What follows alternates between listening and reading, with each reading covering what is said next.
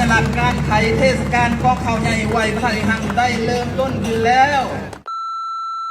สบายดีพี่เพิลวันนี้ที่เฮาสิพามาเลาะงานนมัสการพระธาตุอิงหั่งที่พันกับการท่องเที่ยวแขวงสิ่งทวิตที่เฮามาฮอดนะพระธาตุอิงหั่งแล้วมีคนพลาดที่สุดก็คือกินข้าวปุ้นไป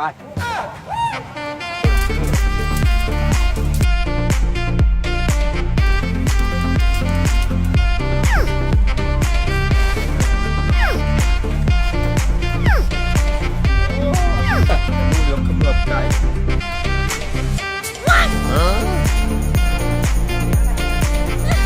ไม่เขาบังลูกกูเด้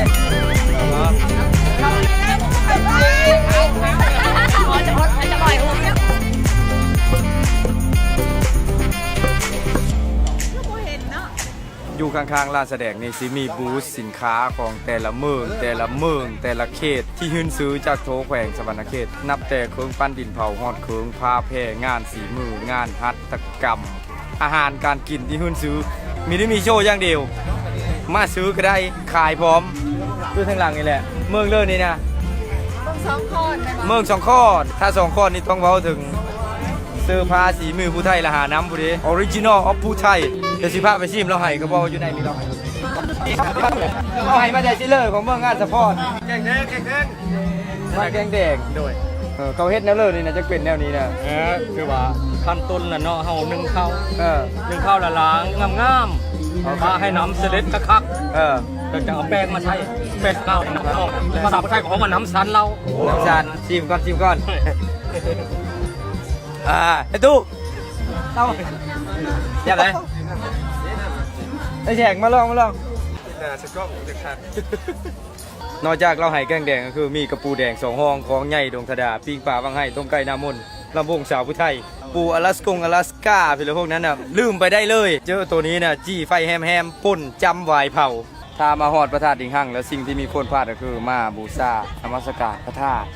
ดอกไม้ทุกเทศน่ะบูชาได้อยู่นอเลยก่อนมาเบ่งพร้อม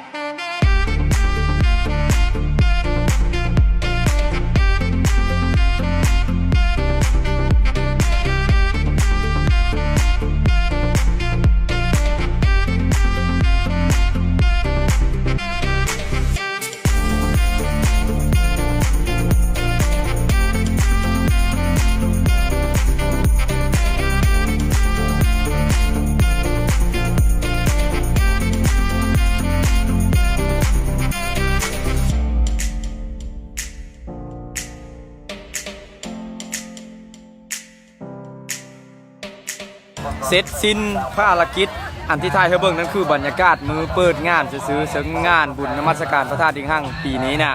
เพิ่นจัดไปฮอดวันที่22ธันวาคม2018ยังมีทันได้เบิดเด้อพี่น้องเด้อผู้เลือกที่มีเวลาว่างก็จะลืมแวะมาลิ้นมาส้มมีหลายอันหลายอย่างเลยคือที่เห็นท้ายให้เบิ่งนั่นแหละนั่นก็มีได้ท้ายให้หมดทุกอย่างสำหรับคลิปนี้ขอบมกขอบเจอหลายๆเสียงมีค่อยมีแน่